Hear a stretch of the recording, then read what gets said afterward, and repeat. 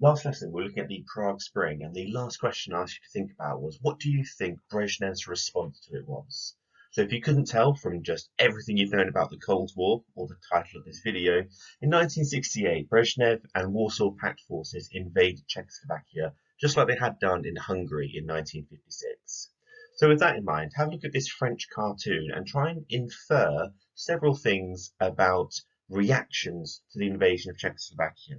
Remember, this sort of question is not in your Cold War course, but it is in your USA course, which we'll be looking at in year 11. So it's always worth practicing these skills.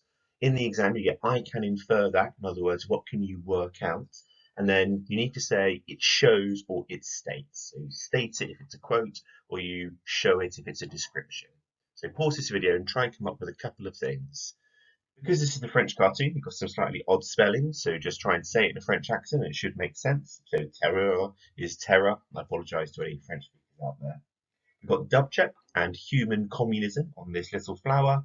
You've got little bits of rubble towards the bottom left, which say Berlin and Budapest or Budapest. And then you've got the evil-looking Stalinism over in the distance. So here's a couple of suggestions on what sorts of things you could mention. Now notice how little these sentences are. In that USA question next year, it is 1 mark for the inference and 1 mark for the what it shows or states. You need to do that twice to get 4 marks out of 4.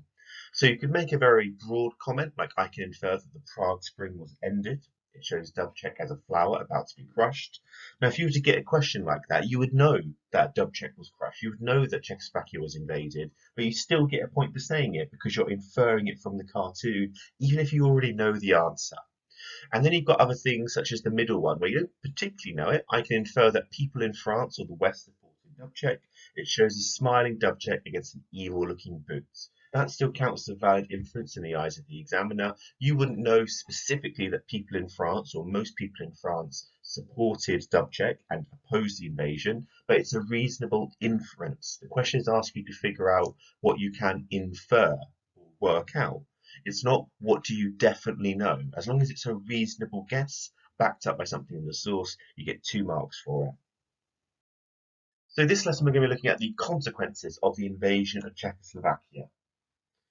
We've got some more vocabulary for you there. Hopefully a lot of these you'll remember from last lesson or previous lessons. So we've got Dubček's socialism with the human face, but we're going to get a couple more important terms which will be really important for the rest of the Cold War.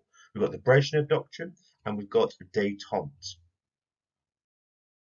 So as a reminder, Alexander Dubček became the leader of Czechoslovakia in 1968. He was approved by Brezhnev, so not specifically chosen by him, but Brezhnev essentially allowed his appointment as the leader of Czechoslovakia because Dubček was a communist. He had a proven track record of advancing communist interests.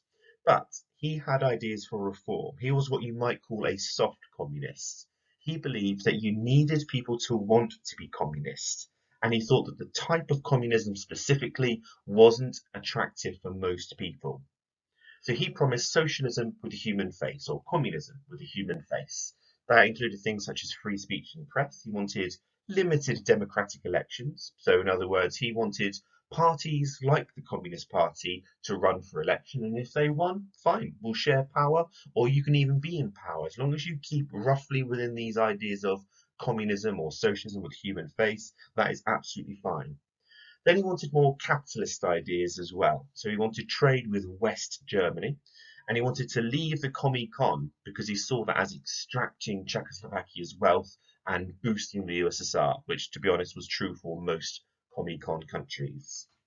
Remember, he specifically said that Czechoslovakia would not leave the Warsaw Pact. Imre Nagy had tried that in Hungary in 1956, and that is what provoked the Warsaw Pact countries into invading.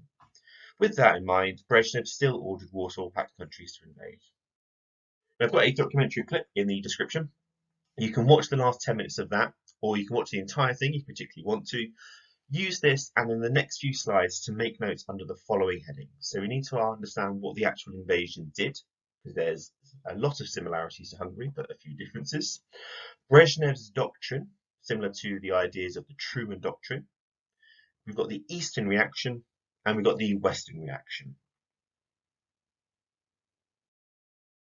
So, the 20th of August 1968, Warsaw Pact countries invaded Czechoslovakia. You might remember that on the 10th of August, Marshal Tito from Yugoslavia visited and kind of cheered on the people of Czechoslovakia, another thing which worried Brezhnev and Warsaw Pact countries. Less than 2 weeks later, because Dubček was refusing to make the changes that Brezhnev demanded, Brezhnev saw that he had no choice but to invade. Now, Czechs put up small resistance. Now, when I say small, they are using Molotov cocktails, they're throwing petrol bombs, and they are attacking Soviet soldiers. They're not just blithely letting these people take over their country. But it's small in the sense of it was nothing on the scale of Hungarian resistance in 1956. Part of that was because so many more Warsaw Pact troops invaded. There were 6 times as many tanks than in Hungary. But also, Dubček specifically told the people of Czechoslovakia not to put up resistance. So because he'd been the shining beacon of reform, the fact that he was telling them not to try and fight it dissuaded most people from trying to put up resistance. On the one hand, that was really sensible because there's no way that one Warsaw Pact country could face the entire might of every other Warsaw Pact country. But also, Dubček was forced to do this. He was probably reluctantly willing to do this, but he had been taken to Moscow, forced to resign, and forced to go on radio to tell people to stop fighting. Now, just like in Hungary, a puppet leader was set up. In Hungary, you have János Kadar. In Czechoslovakia, you have Gustav Husak. He would restore strict communism. But again, similar to Kadar, as the decades went on, he would try to implement some of the reforms which Dubček or Nagy were trying to implement before. So it's this weird thing where they bring in a really tough hardliner, but as the Cold War goes on, they see they have no choice but to make the sorts of changes that had been blocked decades previously. He will be the leader of Czechoslovakia until the fall of communism in something called the Velvet Revolution. If you think about Hungary and Czechoslovakia, you've just got the Hungarian uprising. In Czechoslovakia, you've got the Prague Spring. In Hungary, you've got the fall of communism. In Czechoslovakia, you've got the Velvet Revolution.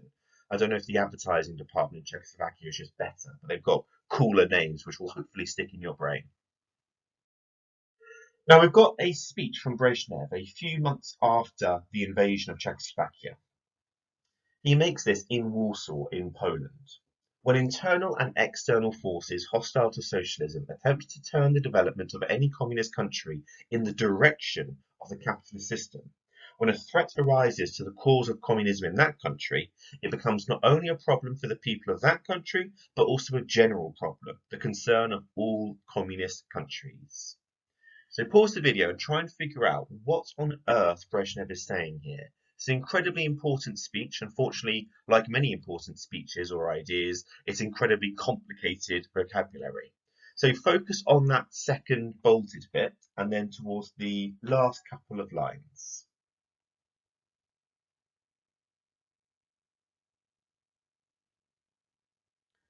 So if you're not quite sure what he's saying, that's absolutely fine because, like I said, the vocabulary here is very complicated. What Brezhnev is saying is that any step towards capitalism, and really any step towards democracy, is not just a threat to the communists in that country, it's a threat to communism everywhere. So he is saying if any communist country tries to become less communist, all communist countries will stop that. This is the idea of his Brezhnev doctrine. Now, the Brezhnev doctrine really has 2 different parts. Most students tend to focus on the first bit, but the second bit is just as important. So, no member of the Warsaw Pact would be allowed to leave the Warsaw Pact. But we've got the Warsaw Pact and we've got NATO. Loads of countries are applying to join NATO in the 50s, 60s, 70s, 80s. Even today, there are some countries who are being considered for membership of NATO. No country consistently wanted to be in the Warsaw Pact, apart from maybe the hardline communist countries of Poland and East Germany. So it's very important to remember that no member of the Warsaw Pact can leave the Warsaw Pact. The other idea of the Brezhnev Doctrine is relaxing or changing communism will not be tolerated. So remember, Dubček's central idea was communism with a human face, or socialism with a human face. The Brezhnev Doctrine says that is not acceptable. It is the Soviet idea of communism or nothing at all. Now, none of this is really new. Stalin thought exactly the same thing. Khrushchev thought exactly the same thing. After all, he invaded Hungary for doing similar things that Czechoslovakia had did. But this was the first time it was clearly stated by its leader. So if you've seen the 10-minute video that I've suggested, hopefully this bit will be really easy for you. If you haven't, just pause the video and try and think about what each of these three groups might do or think or say in reaction to the Brezhnev Doctrine and the invasion of Czechoslovakia. We'll go over the answers in the next couple of slides. Now, essentially, the reaction from each of these three groups is exactly the same as the reaction in Hungary. In other words, there's outrage, there's very little support, but there's also very little action. A couple of details are different, and there's one detail in particular which might be worth trying to remember. So before we start looking at the East in general, let's have a look at Eduard Goldstucker. He was in that video. I've just taken a picture from that video. He was a leader of the Prague Spring. He was someone who was trying to test the boundaries of how far socialism with the human face could go. He said, I went through the Hitler invasion in 1939, and I must say that the Soviet invasion was even crueler. Hitler was our declared enemy. We didn't expect anything from him but the worst. But here, in 1968, those who for years and decades preached that they were our best friends, our brothers, they came with an army of 500,000 to suppress our drive for a little bit more freedom. And that kind of sums up both Hungary and Czechoslovakia. Remember, in the West, America, the Truman Doctrine, the Marshall Aid, the Berlin Blockade, all of these different things, they are trying so hard to protect these people's basic rights and basic freedoms. But in the East, normally the superpower, the USSR, is restricting those basic rights and basic freedoms while saying they're doing it for the greater good. Remember, Brezhnev's speech says, we are doing this because any attack on any one communist country or any change in one communist country is an attack or a change on all of them. So we must invade our friends to protect all of our friends. It's a very dodgy argument. So looking at how Eastern Europeans and communists in general reacted.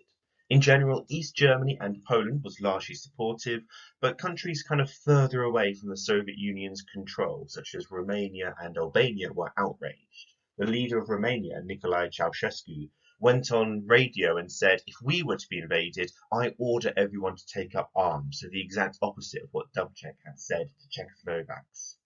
The leader of China was still Mao Zedong by this point, and he criticised the Soviet invasion for exactly the same reason he criticised the invasion of Hungary. He said any communist country attacking another communist country is harming the propaganda war against capitalism, but more importantly, it's harming the real war against capitalism. Any death from a communist is a lost life against the struggle against capitalism. All of this helped worry the Soviet Union, and it helped to lead to the period of détente with the USA. So the 1970s, which we'll look at next lesson, was a period of much greater cooperation and a relaxation of tensions. A lot of that comes from Brezhnev being worried about losing control over East Europe. 1 month after the invasion, Albania formally withdrew from the Warsaw Pact. So ignore what that map said. It says until 1961. I have no idea who made this map. Blame Google searches. But this obviously worried Brezhnev. It's one of the reasons why the Brezhnev Doctrine was kind of rushed out by the Soviet government a couple of weeks later. So Albania from this point will not be contributing. Yugoslavia, you'll notice, isn't pink because it was never in the Warsaw Pact country. Looking at how the West and America in particular reacted, very similar to Hungary once more. In the Hungarian uprising, America and in particular Britain and France were unable to criticise the Soviet Union too strongly because Britain and France were in the middle of invading Egypt over the Suez Canal crisis.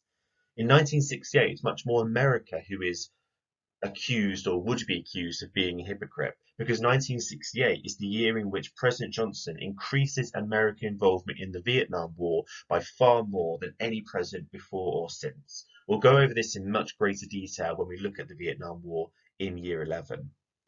One extra point from the textbook, which I don't particularly understand, is that President Johnson and Brezhnev developed an understanding that the USA would not interfere if the USSR did not interfere in Vietnam. The reason I don't understand that is that by 1968, the Soviet Union was supplying the communists of Vietnam with hundreds of thousands of pounds worth of equipment and tanks and bullets and supplies. So that understanding didn't seem to understand too far. So they're all the consequences of the invasion of Czechoslovakia. Got a few activities to finish off the lesson. First of all, I want you to pretend that you are a journalist in the Soviet Union, Czechoslovakia, and Britain all at once. Come up with a punchy headline to describe how each of these three countries might have viewed the invasion just as it was happening. On the right hand side, we've got loads of different emotive words which journalists would love to use in a situation like this. Moving on, Nagy was executed on Khrushchev's orders in the Hungarian uprising, but Dubček was not. Does this suggest that Brezhnev was a more lenient or a kinder ruler of the Soviet Union? So you can think of that in terms of Khrushchev was absolutely ruthless. There was a higher amount of resistance in Hungary. You've also got the fact that since 1956, several different things have happened. We've had the Berlin Wall, we've had the Cuban Missiles Crisis, and we've also got the fact that Brezhnev has brought out his Brezhnev Doctrine, something that Khrushchev did not. So there's no clear, straight answer to that question. The final one is kind of thinking about how we're judging or how we're categorizing history. The exam board has been very clear on topic 2. They call it the Cold War crises topic. You've got Berlin Wall in 1961, the Cuban Missiles Crisis in 1962, and you've got the Prague Spring and invasion of Czechoslovakia in 1968. They say these are 3 Cold War crises. No one can deny the Cuban Missiles Crisis was a crisis. The Berlin crisis is often called a crisis, but you might argue that really this is kind of just convenient for the exam board, or it's convenient for historians. In other words, was this a crisis on the level of Berlin or Cuba, or was it much more like the invasion of Hungary in 1956? We don't seem to call that a crisis. Kind of thinking about history there, historiographical question, if you will. Final thing is a quick task to try and figure out what happened in Hungary and what happened in Czechoslovakia. I've said throughout these lessons that they are so similar, but often the details are different, and it's the details which will get you the better grades in this exam. So we've got 20 different facts about the Hungarian uprising and the Czechoslovakian uprising. One of these facts is true for both. What fun that will be to find out. Pause this video and just write down the letters, or if you want to print this off and colour code it, feel free. I'll reveal the answers in a second.